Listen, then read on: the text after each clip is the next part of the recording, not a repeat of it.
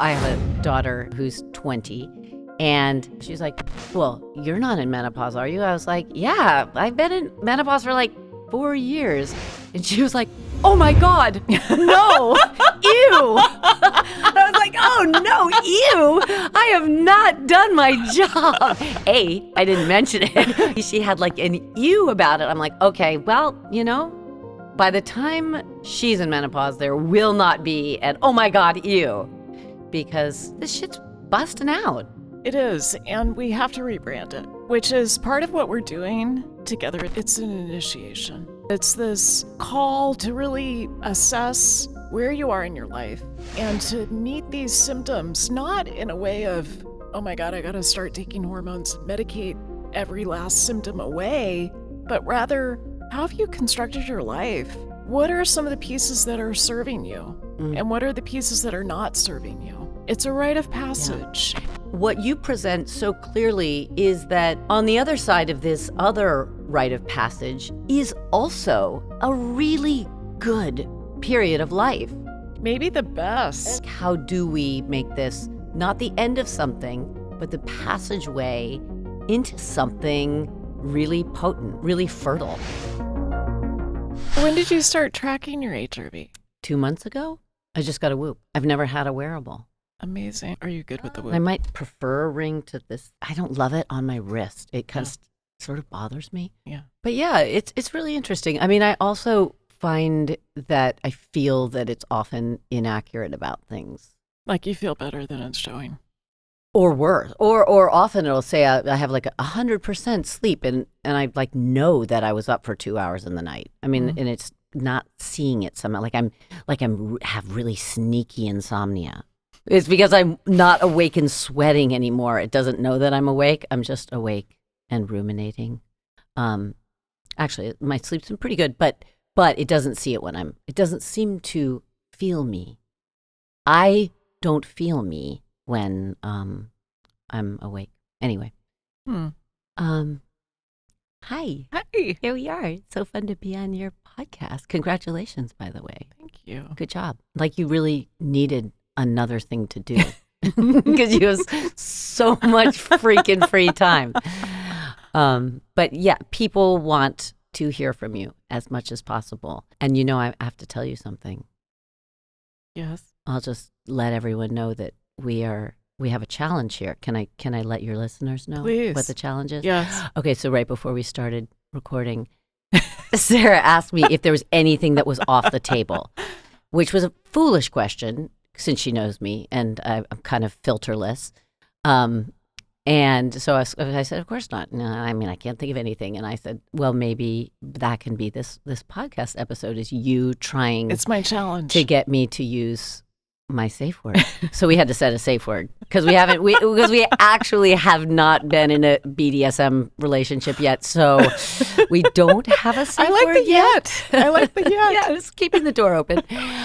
So the safe word is inspired by the bottle of water in front of me. And the safe word, dear listeners, is Mountain Valley. Mountain Valley. Which is very yin-yang, masculine, feminine. That's I kind right. of like it. I like That's Mountain right. Valley. I like it too. So we'll see in the next 45 minutes or so if we get to Mountain Valley.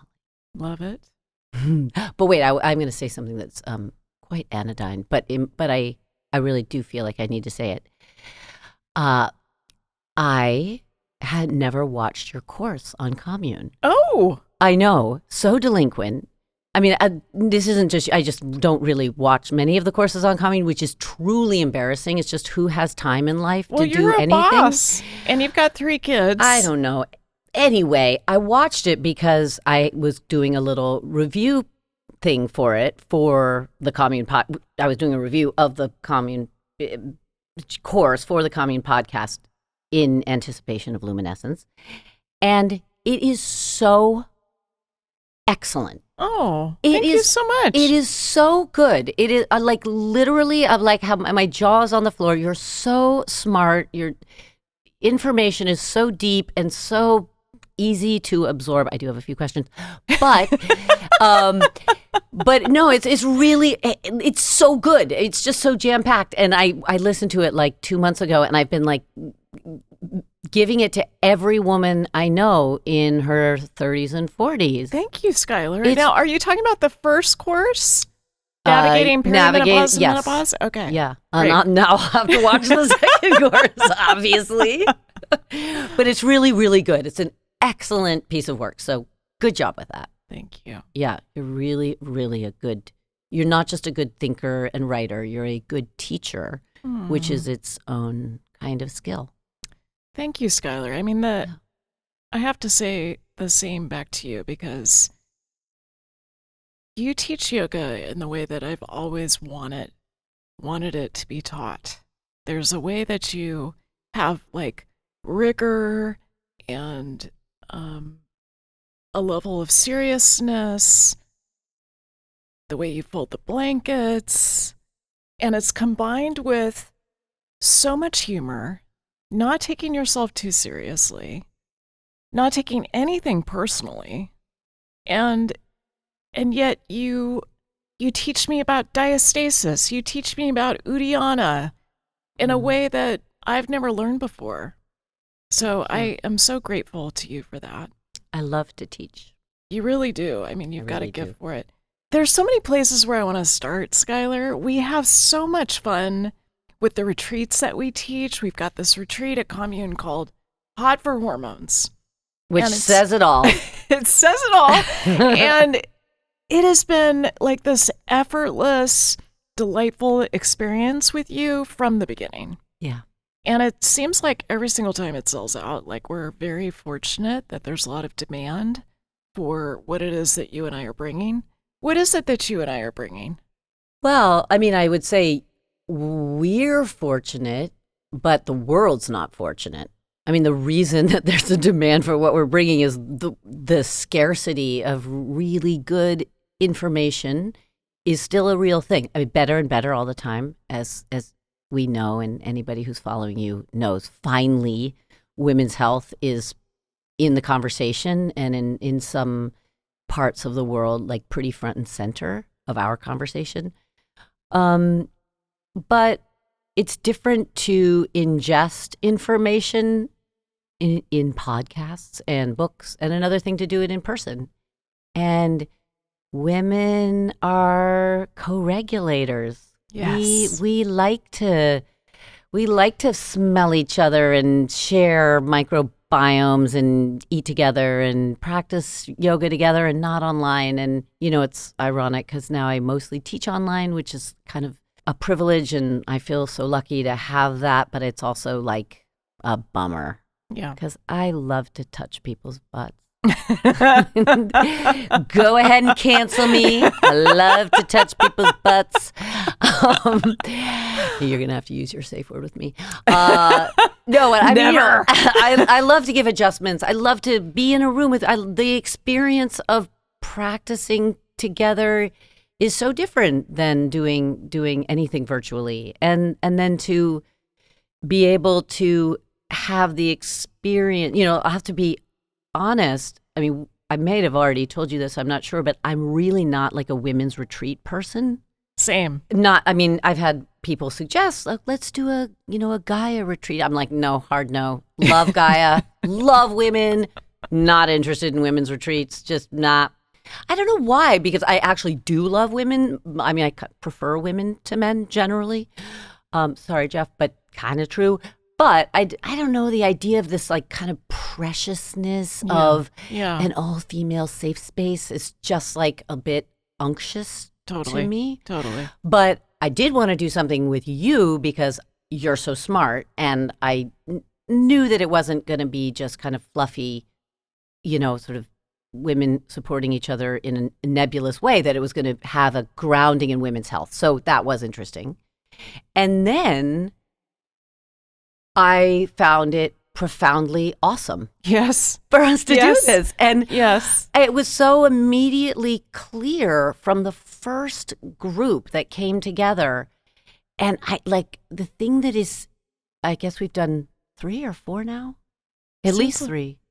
Maybe more. 3, maybe 4.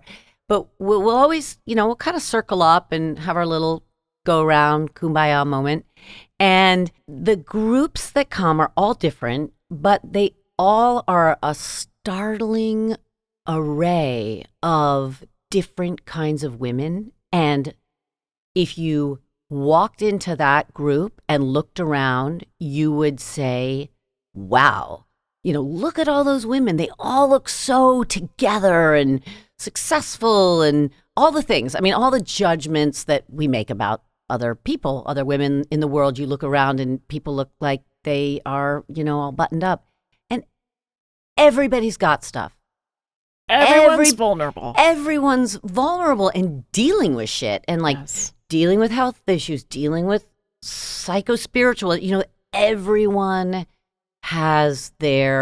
is carrying their suitcases around. And it's just like so, and then everyone kind of we're in a context where everyone can bring that, and it is really impactful. Like, it's amazing what gets hashed out and shared and worked through in 3 days, 2.5 days. It's really a thing. And so I want to actually get more specific, Schuyler. So I'm going to throw down a challenge since you threw down your challenge with the safe word. I want to take our listeners through the experience of being together with us and what kind of magic is happening in those retreats that we teach. And I'd love to maybe start with the opening ceremony. So we have this little ceremony that you came up with where we take little bits of paper because we never seem to really have our act together. And we're ripping up paper. We're ripping 10 up minutes paper, before. and people are writing down some disclosure. And so that changes over time. What was our most recent one? The most recent one was, think of a story, an anecdote. Can be very brief. It can be a little bit more elaborate, from your life, near or distant past, that is stirred up now, that is bringing you here now. Yeah. And we get a real diversity. We had such a diversity. And I want you to share what you wrote, because I don't remember this last time. Yeah. What did I say? You have to tell me. Tell me, Sarah. So it was what you learned from your mother about menopause. Which was nothing. Okay. We can get to the rest of how our weekends unfold, but I'll take a detour. So I called my mom like a half an hour ago when I was driving over here, because I wanted to make sure that my memory was, accurate, because with the CRS, you can, never know whether you're can't remember shit. CRS can't remember shit. Right. It's a very highly scientific term that Dr. Sara has come up with. Definitely Oxford English Dictionary. That's for sure in there. Anyway, with my CRS, I just wanted to make sure that I wasn't, totally coming up with a story. Yeah.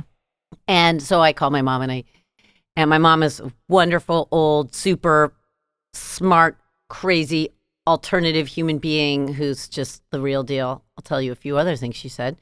But I said, my memory of your experience with menopause was that there was no experience with menopause or anything that you shared with me anyway. But am I wrong? Was I blocking it out?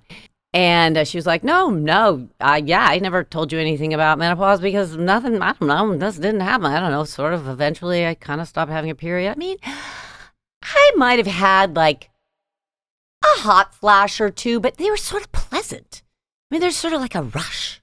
But, I never had anything else. And eventually my vagina started to dry up, and later down the line, I urged to have a little something, whether it was with myself or with your dad. It was still there, but then, I would try and have an orgasm, and let me tell you, sort of like the tattered wings of a butterfly. I was like, okay. All right. All I wanted to know was about the menopause part, but thank you for that image. I can't wait for my mothballs. I'm so excited. But anyway, so my memory was correct. I I just thought their menopause happened at some point. I would probably stop having a period, but I didn't know when it was going to be, and I certainly wasn't expecting to drench my sheets like the Ganges River. And then honestly, I do feel like my menopause experience wasn't. In fact, I don't just think, I know my menopause experience wasn't nearly as intense as many women's, because now I heard about many women's passages, and I was really lucky in the grand scheme of things, but certainly not my mother. I mean, literally, she just, and I actually do believe her. I mean, I don't think it's CRS on her part. I think she didn't have symptoms. She didn't have symptoms, and she lives a really insanely clean, balanced life. Yes. Her HRV is like 85. Speaking of my low HRV. Yes. Yeah. Yes. So there you have it, And this is so funny. It just sort of related, unrelated. I can't remember how this came up. I have a daughter who's 20, and at some point, just recently, like a month ago or something about menopause came up. Oh, this thing about menopause. She's like, "Well, you're not in menopause, are you?" I was like, "Yeah, I've been in menopause for like 4 years," and she was like, "Oh my God, no, ew." I was like, "Oh no, ew, I have not done my job." A, I didn't mention it. Clearly, I did just the bad thing that my mom did, but I didn't even tell her about the symptoms. And then B, she had like an ew about it. I'm like, okay, well, by the time she's in menopause, there will not be an, oh my God, ew, because this shit's busting out. It is, and we have to rebrand it, which is part of what we're doing together in these retreats. Definitely. Right? So we're looking at, your mother is not alone. There are women who go through perimenopause and menopause, and it's not just that they're baby boomers and don't complain about what's happening to them. They are not feeling anything because they are exercising regularly. They're eating really healthy food. They're preparing, or not preparing, maybe. Right. They're preparing without even knowing it. Yes, exactly. They just have architected their life in such a way that they're not having much in the way of dysregulating symptoms. Right. And then there's the rest of us. There's more than 100 plus symptoms that you can have through perimenopause and menopause. You've had a couple of them, a few of them. I've had a lot of them. And, part of what we do with this retreat is to really think about how these symptoms that we're having, hot flashes, night sweats, mood swings, incontinence, issues with urgency when you need to go to the bathroom, libido, depression, vaginal dryness, anxiety, depression. So 100 plus symptoms. And the way I think of it is that it's an initiation, that it's this call to really assess where you are in your life and to meet these symptoms, not in a way of, oh my God, I got to start taking hormones and medicate every last symptom away, but rather, how have you constructed your life? What are some of the pieces that are serving you? And what are the pieces that are not serving you? Yeah, rite of passage. It's a rite of passage. Yeah. And absolutely. And to layer onto that, you're so good in constructing this initiatory process so that it's in no way bypassing the unpleasantness, the reality that many of these symptoms are deeply or just peskily unpleasant, a whole range that runs the gamut. But that it's kind of, in a way, I think of it like puberty. So puberty is full of awful things, horrible cramps, acne, weight gain, body changes. I mean, mood disorders. So, I mean, it's fraught. Adolescence is just fraught with discomforts and of all kinds. But culturally, we have this idea that, okay, well, you have to go through this. But on the other side is womanhood, is fertility. And so it's not to discount that the difficulty of that phase, but we rosy up the other side, even though on the other side, womanhood sometimes is just a big pile of shit for, I mean, it's not necessarily like the halcyon days that everyone imagines, but put that aside. But what you present so clearly is that on the other side of this other rite of passage is also a really good period of life. And it's so... Maybe the best. And maybe the rest. Yes. And freedom to, really figure out who you are and what your purpose is, and the liberty to cut away a bunch of the bullshit and no more need to figure out, are you going to have kids? Are you not going to have kids? Are you going to stay in this career? Are you not going to, I mean, like really, how do we make this not the end of something, but the passageway into something really potent, really fertile? Yes. Yeah, I see these retreats as a way to do a reframing, both intellectually, but also together. That's rites of passage are, ritual is supposed to happen in person. That's how right. We did it for hundreds of thousands of years. And only recently we've forgotten to have ritual largely. And so it's a way to ritualize perimenopause and menopause. There's such a power in that. And there's so much, seeing each other, witnessing the experiences of others. And as you described, we've got so much diversity of age, of skin color, of experience, career, stay-at-home mother, like all different experiences. Everyone is welcome. And as you say so beautifully with your yoga classes, which are really designed to fit together with the didactic sessions and the discussions that we have about perimenopause and menopause, everyone is welcome, even if you are a total beginner. Yeah, and just put your legs up the wall. Put your legs up the wall. Sometimes you just put your legs up the wall. Sarah, I see you. Oh, yes, I do. Yeah. Well, your classes are kind of hard. They're kind of hard. Yeah.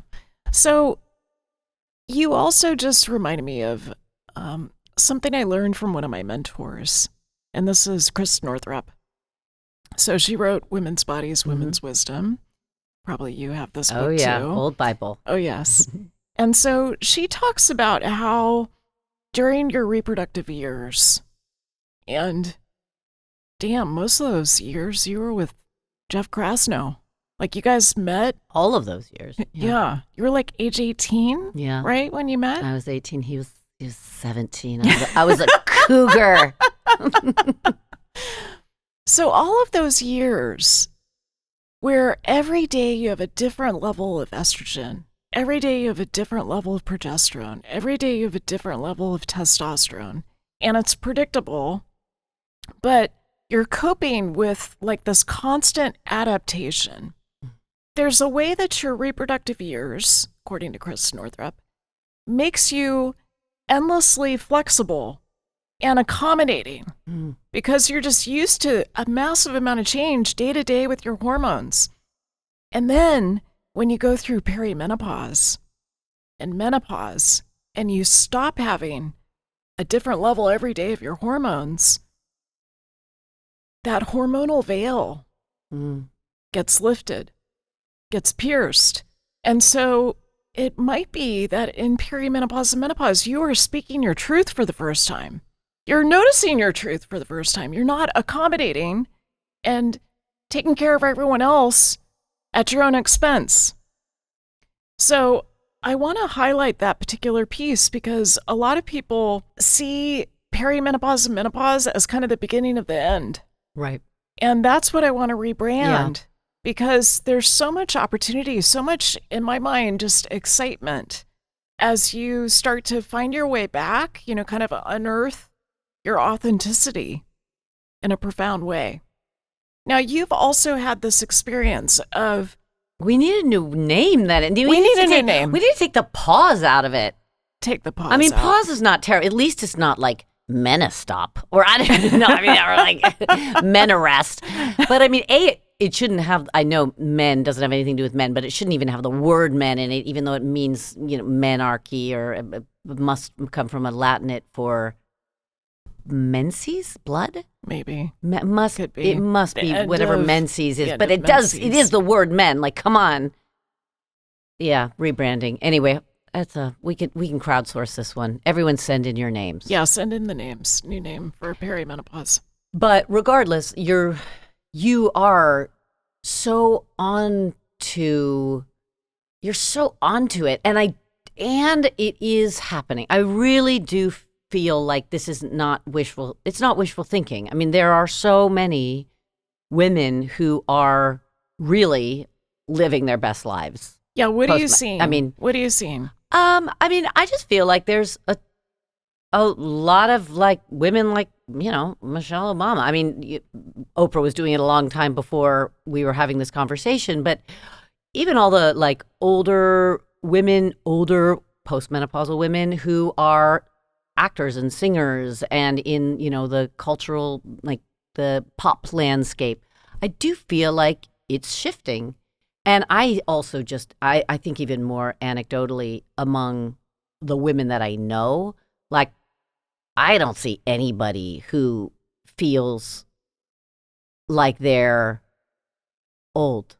Mm-hmm. Do you know what I'm saying? Mm-hmm. Like I remember my grandmother when she was in her late 50s, like she was an old lady. I mean, she was kind of jolly old lady, but she looked old. Her hair was old. Her clothes were old. Like she felt like she was in her latter years. And nobody that I know in their mid to late 50s, early 60s, we're all playing tennis and starting new businesses and quitting that and getting divorced or re-upping the marriage we've had for a super freaking long, I mean, it feels very vital around me. And maybe that's, I'm only living my own life now, but it does feel like there's a positive feedback loop between there's kind of like almost like a menopause industrial complex happening. There is. No, let's talk about that. Let's talk about that. It's really both like part of me is like vomit. Okay, great. Now everybody's getting like, now capitalism is commodifying something else. And then I'm like, great. All right, have at it, capitalism. Just go for it. Let's like brand the shit out of this. go ahead, use it in an Amex ad. See if I care. So clearly people are figuring out you can make some money out of this. Yes, and that's kind of gross, but it's also super awesome. So it is. I mean, there's so much unmet need. So much unmet need. So meet that need, and there'll be a whole range of quality in the offerings, but just the fact that there are all of these offerings mean that people are thinking about it and talking to their doctors about it. God knows part of our conversation is how ill-informed most doctors are. That's right. To meet the need of their patients' questions and desires. There's a huge gap. Huge gap. So part of what you're saying, which I really agree with, is that women are changing. Like women are aging in a different way. Their values, the way that they want to age, the way they want to be seen and not disappear, their expectations of themselves, like that is changing. And yet there's a way that the culture is lagging behind. And so you're right, there is the commodification of menopause care now, which we need because the current state of affairs is that somewhere around 73 to 75% of women don't get any menopause treatment, even when they go to their doctor requesting help. That's a crazy statistic. It's crazy, and it includes the people in perimenopause. I just had a conversation with my publisher and my agent, both in their 40s.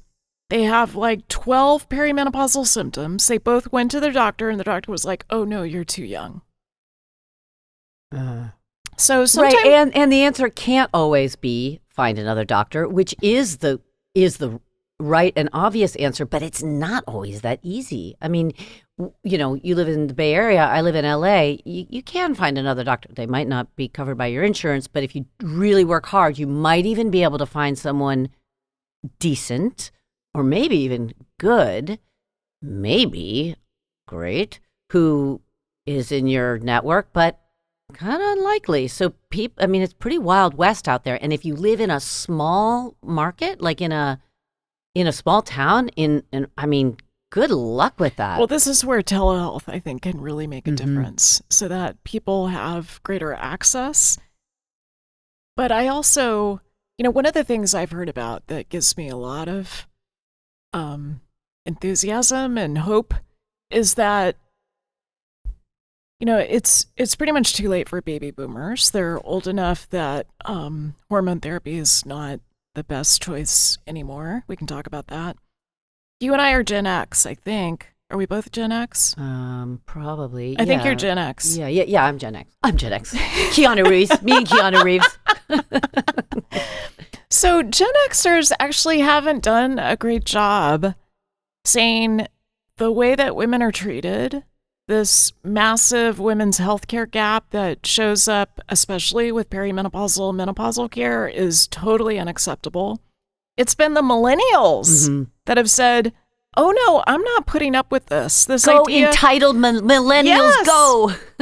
We're so happy for you. I feel so grateful. They're also the push behind what's called Medicine 3.0. So instead of, sort of centered around the doctor and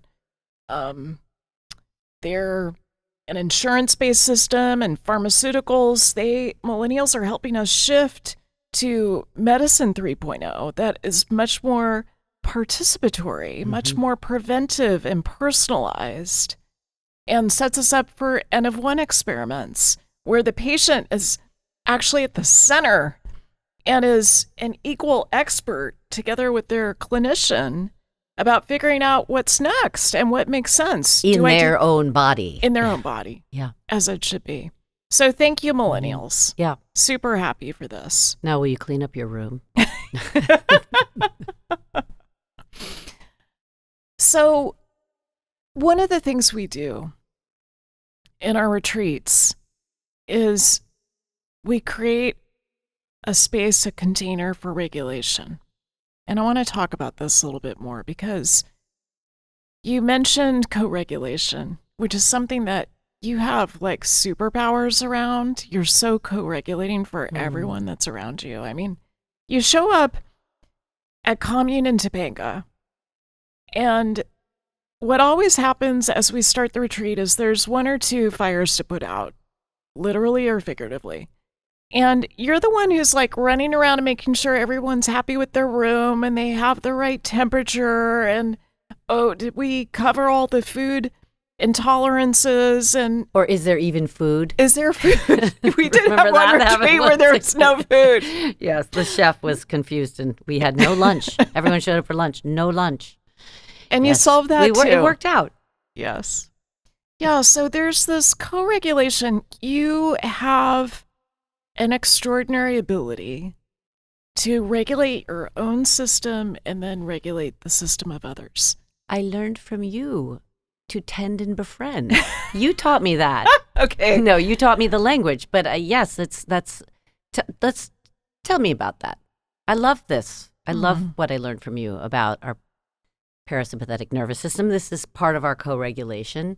So yeah, this is a fun part for us because with the work that I do, talking about women's health, and the work that you do, teaching yoga and doing everything else, we have all of these resonances between our work. And one of them is the autonomic nervous system, the sympathetic nervous system, fight, flight, freeze, fawn, and the parasympathetic nervous system, which is where all the healing happens.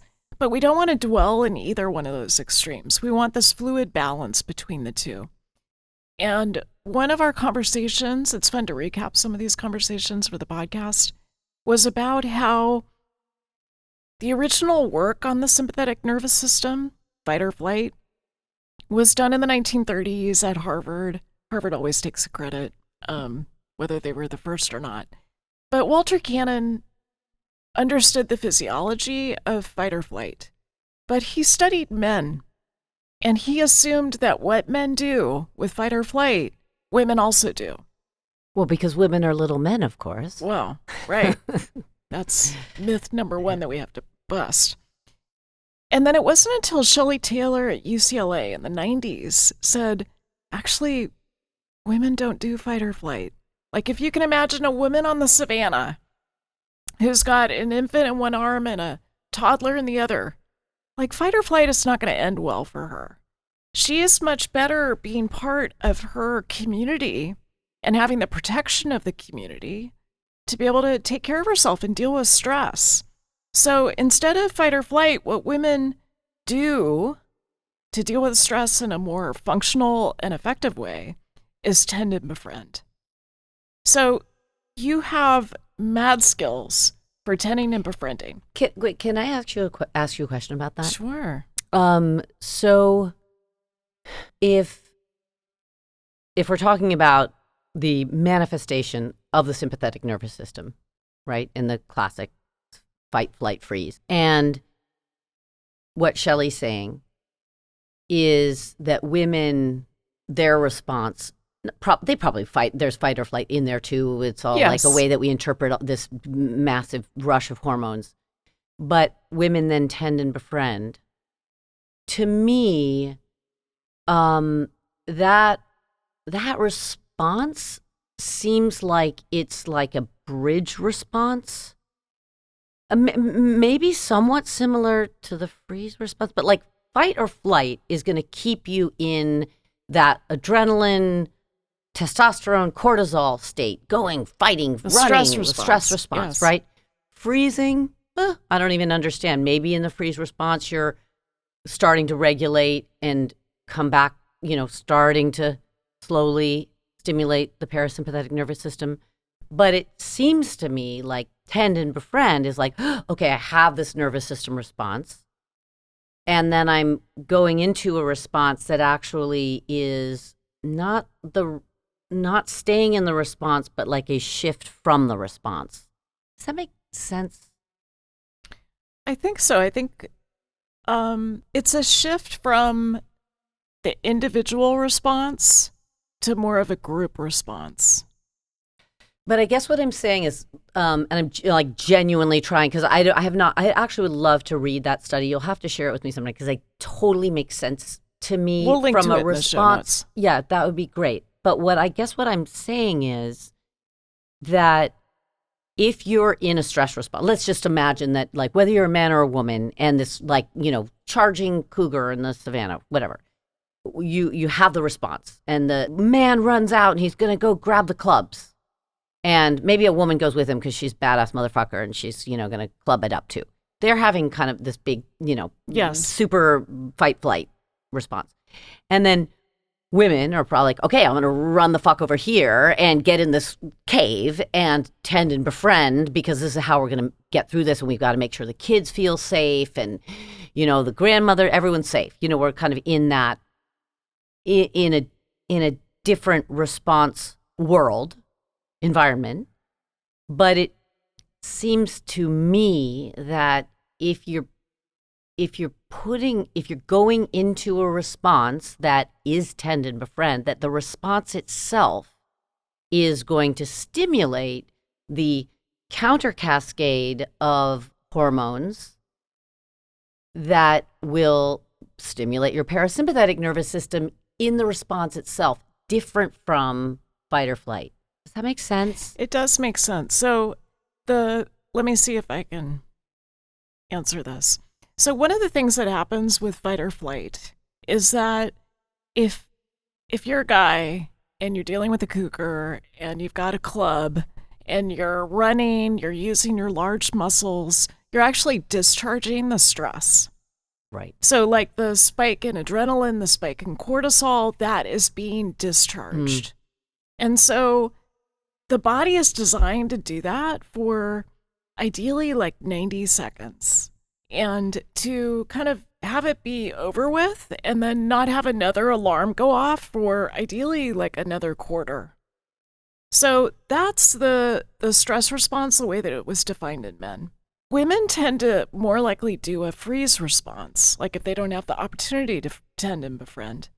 And the freeze response is more of an immobilization response. And it doesn't discharge the stress in the same way. Whereas if you think about the woman who's doing tend and befriend, who within 90 seconds, she's dealing with the spike in adrenaline and cortisol by finding her group and then getting everyone safe. And as you said, the kids, the whole group is safe. That is a way of discharging the stress. Got it. That totally makes sense. So the toxic response is not the fight or flight. It's the tend and befriend, which that totally makes sense. But that's totally makes sense now to me about the fight or flight. It's the freeze where you get locked in. The fawn, the faint. Mm-hmm. That's something my mother used to do. So those are immobilization responses. And so, what I think about with our retreat is that we talk about a lot of the stressful things that are coming up. We've got women that are going through breast cancer treatment, or they just have been diagnosed with osteoporosis, or their partner just left them and they're facing a divorce. And there's a way that we bring that to the yoga mat. We're using our big muscle groups. Yeah. Our breath. Discharging, we're using our breath. I also want to talk about the rule of fives because I love your resonance breathing. Maybe we should just layer that in right now. We can end with that. Oh, that's good. We'll end with that. Let's end with that. A little teaser. So what's happening? Like, what do you notice in your own body during this retreat? Like, what's happening for you? I mean, to me, it's pretty simple. It really just is that thing of co-regulation. It's like what we have evolved to be in groups.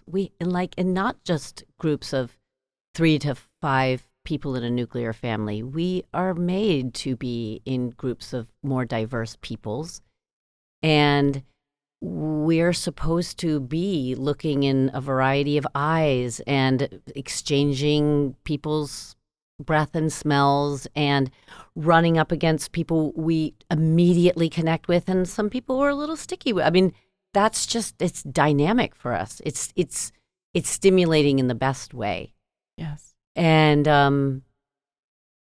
I mean, I know for myself, like I'm a teacher who does not ever practice while I teach. Like, I'm not ever a demonstrator teacher. I think I like to be able to watch people and adjust people. And after I've taught class, I always feel fantastic. And I think it's like Reiki. I mean, I'm not a Reiki person at all, but I think that like people who are Reiki practitioners, You're Reiki working masters, with energy. They're working with energy, but they get Reiki back. Yes. That's what they always say is like when you're giving Reiki, you're actually getting this exchange of energy. And I mean, I taught through to the very end of all 3 of my pregnancies. I would go in like a lumbering whale.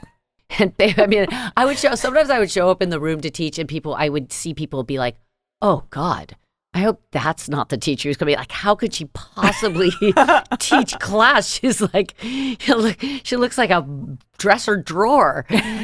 But because I don't practice, so it didn't matter. I mean, I just had to say, give the cues, and maybe my adjustments had a little extra oomph to them. But I would feels often so shitty. I would just be exhausted and like dragging myself off the subway to get up the 5 flights of stairs to Kula. And afterwards, I just would feel amazing. I mean, it's the biggest gift you get as a teacher. I think of, maybe it's the same. I don't really teach anything else, but maybe if you teach Pilates, you feel the same way. I have no idea. But I really get so much from that. So that sounds like tend and befriend. Yes, it really is. It is. It is just no question an energy exchange. And it's not it's a giving out of energy, but it's just a ping pong all around goodness. Yes. So I also think that our groups from a yoga and breathwork perspective are really special because most of the groups I'll have on retreat are really yoga people. Yes. And that's really different. I mean, I love doing that too. And, we do all kinds of advanced variations of this or that. But this is a really different. And I do still teach a challenging class, as you pointed out. Yes, you do. I do not let people, these aren't easy by any stretch of the imagination because I do like to ask people to work hard and do challenging things and try things that they can't do and meet a good stress. Thank you very much for wrapping that in. And Schuyler is a co-author of the book Good Stress with Jeff Grosno. I'm actually the midwife of the book Good Stress. And Jeff carried that thing for 9 months and then I just pulled it out of his body. But because it is always a really diverse group of people, as you said, I mean, there will always be some people who've never done yoga before. So it's just a very different experience in the room. And then we'll have people who are teachers who are there. And I used to be nervous about that dynamic, but I'm not at all anymore. And it really is like everybody comes to this beautiful like middle that's not a mushy shitty middle. It's like a nice vital juicy middle, and it's so sweet to see people like really learn things and do things they think that they don't have in them. That's right. That's just really it's a real pleasure for me. Because a lot of times they get challenged. And a lot of times the people I'm working with already are at a certain threshold of expertise. And so it's just different. But it is like, the groups are always so coherent. And there's just a really lovely feeling of, of group energy. And then sometimes there's often one or two people who just aren't there for the yoga. They're really there for you. And that's okay too. That's okay too. It's sometimes people are like, you know what? I've got a shoulder injury, or I just want to be outside. I just have to go out and be in this air and take a hike. And I always am like, that's right. You go do you. And it's cool. Like it's awesome. It does no harm, no foul. It is. And okay, so that was day one. Oh no! Oh well, we've gotten into days so, 2. Day 2, we talk a lot about metabolism, and we work with energy, mitochondria, metabolism. The final day, we talk about sacred sexuality and how that changes as we get older. Everyone hates that section. We bring out the vulvas. We'll just keep that somewhat mysterious for now. And then there's this connection that's ongoing afterwards. And I wonder, as we start to wrap up, I don't want to wrap up with you, Schuyler, but don't worry, you'll see me very soon. I always look forward to it. Tell us about, I want to talk about Costa Rica for a moment.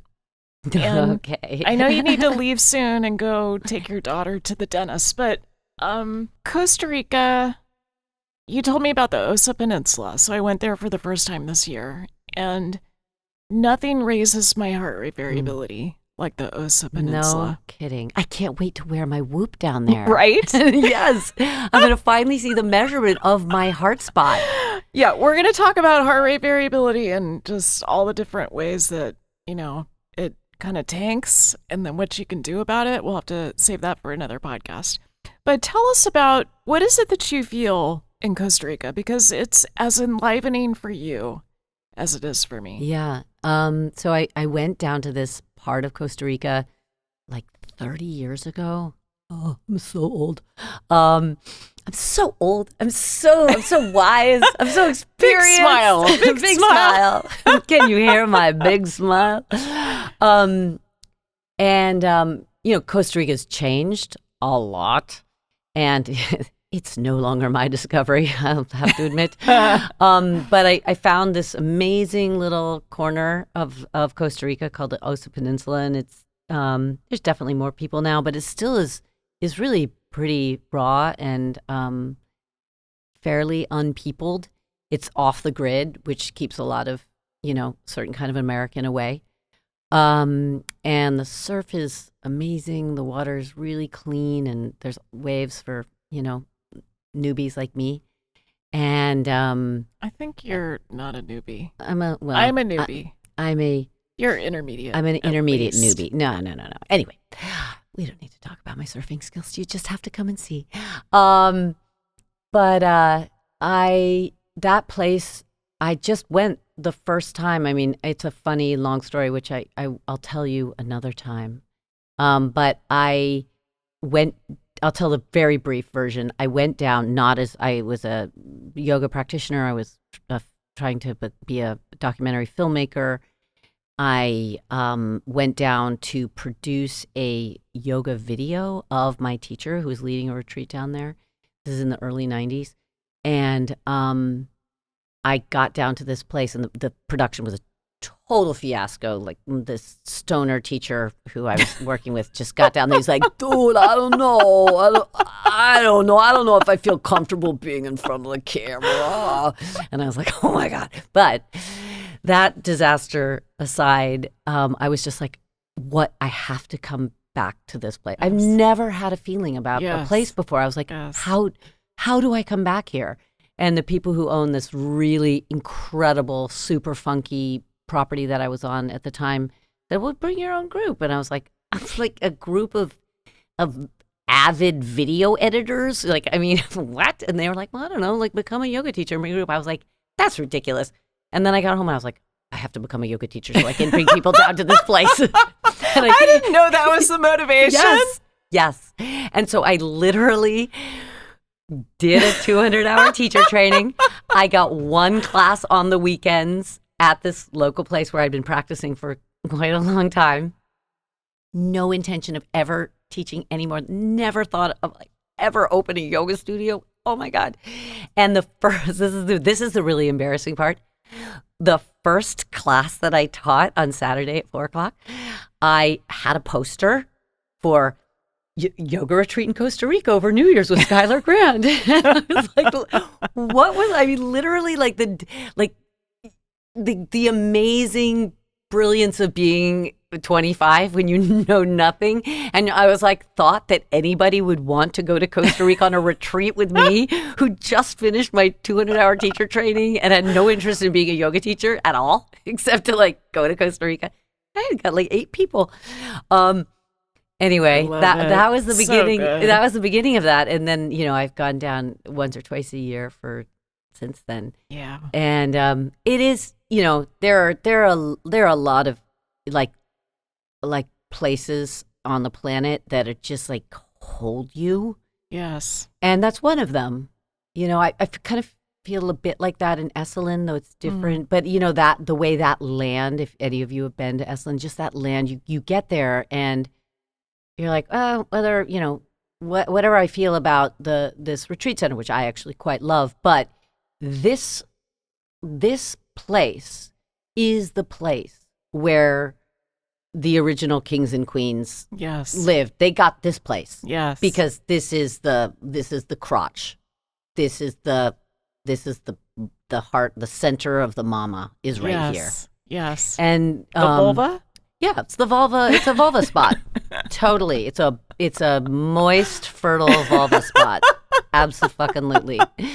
Okay, Schuyler. So anyway, now you've gone, and now now it's too. Time. And now did I pass the test? You've totally passed the test. Okay, you good. fell in love immediately. Yes. And so we're going to go down there. Yes, we and are. Unfortunately, it's not going to be this spring, but it will happen in spring of 2026. Yeah, so join our list so that you can hear about this and join us for come to the vulva with us. The vulva. So now we have a name for it. I can see all the marketing right now. So Schuyler, can you close us out in about a minute with resonance breathing? I can. It's my pleasure. So, in short, resonance breathing is a breath technique that's been studied for around 30 years. The exact rate varies slightly individually. So if you're really starting to do this practice on your own, you'll kind of have to find your way into exactly the parameters of your perfect breath that will drop you into this mind, heart, nervous system space. But for almost all people, it's somewhere between a 5-second breath and a 6-second breath. So people who are kind of, if you're working in a group, around a 5 or a 5.5 second rate of breath is just about right and works for almost everyone. When people are hooked up in a lab to EEGs and heart rate monitors and all of those things, we find that all of these metrics of the body come into something called coherence. Yes. And the metrics are everything from your heart rate variability, your brainwave function, your hormone function, your immune function. Yes. And it just happens kind of magically. And one of the things that is so interesting about this, like this is another instance of science catching up with ancient wisdom traditions, and people have been breathing and chanting at this rate for thousands of years, and probably tens, if not hundreds of thousands of years. Yes. And they've kind of gone in and they've metered out Catholic chants, Buddhist chants, traditional yogic chants, and they all fall in this range because experience taught people that this felt really good.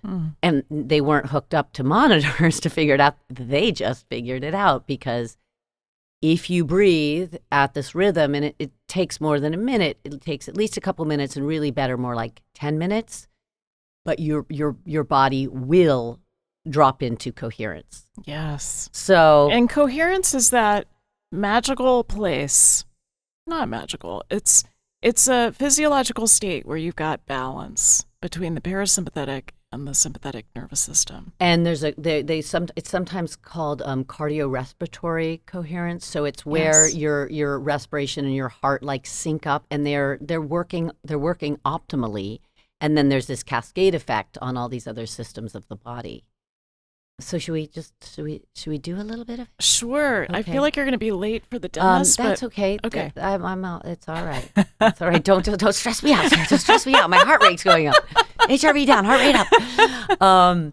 So I'll just say before, there are more and more apps and other tools out there to guide you. It's really nice to be guided, and so you don't have to like count 5, 4, 3, 2, 1 in your head. It's really nice to be able to sink into being guided. I learned about resonance breathing from a teacher named Eddie Stern, who's a teacher, a wonderful teacher in New York, and he has a really simple, lovely, so accessible, free app called Breathing app. And it just has like a tone in and out, and you can modify it.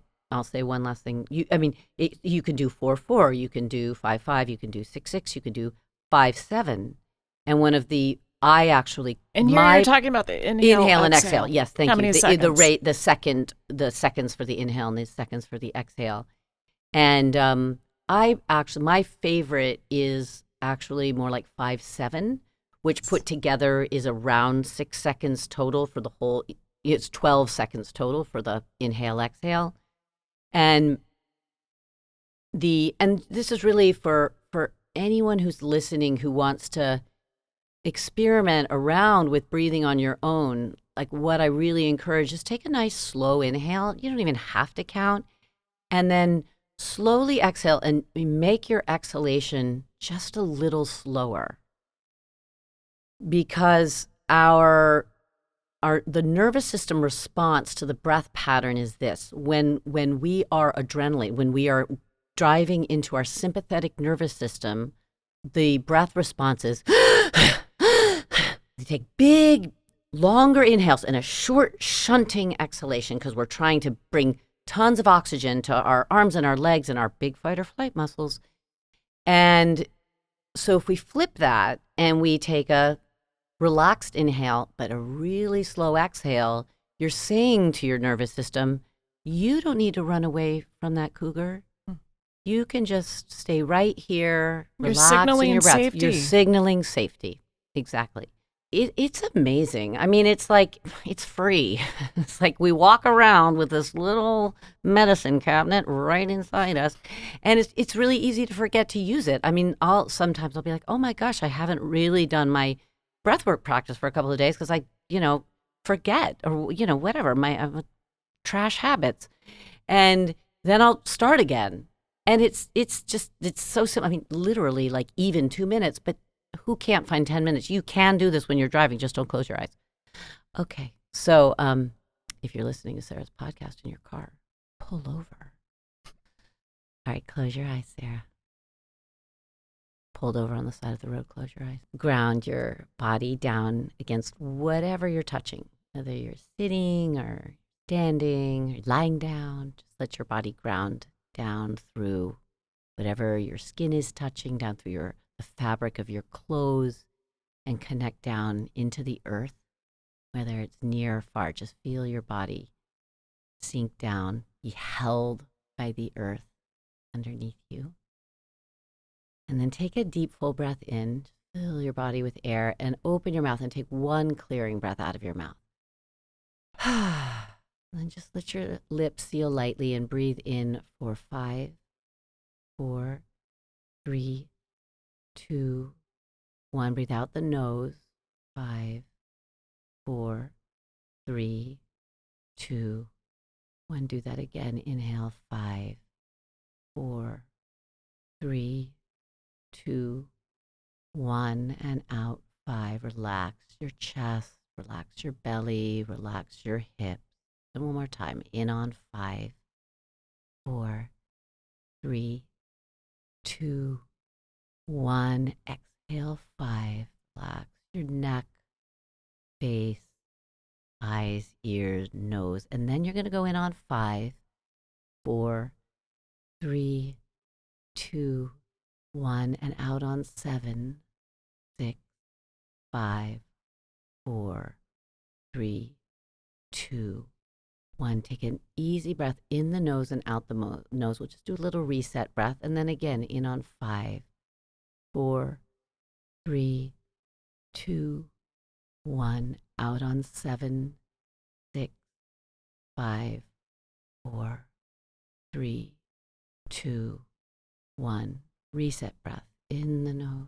Fluffy breath in and out. One more time. In on 5, 4, 3, 2, 1. Out. Feel the breath slide out of your body, grounding you down into the earth. And then take a couple reset breaths. And just notice how you feel. Notice in just a minute and a half. If you did that for 10 minutes, you probably feel real good. You can keep that reset breath in between rounds, or you can do 2 or 3 rounds and do a reset breath. You don't need a reset breath if you don't need one. Sometimes, especially if you're newer to this, there can be a little feeling of anxiety around controlling the breath. So you want to make it really soothing. And if 5-7 feels like it's too slow, you go like 4-4 or 3-5. You have to like be really tender with yourself and experimental. It's a really it should be super individualized. Oh, Schuyler. Oh, thank you so much. Thank you for regulating us today. Thank you for your co-regulation. Thank you for shining in the world as bright as you do. I love you, and I'm so honored to be your friend. I love you, Sarah. We didn't get to our safe word, so we'll have to have another podcast. We'll have another podcast that's all about sex. Drop mic. Thank you. All right, off to the dentist.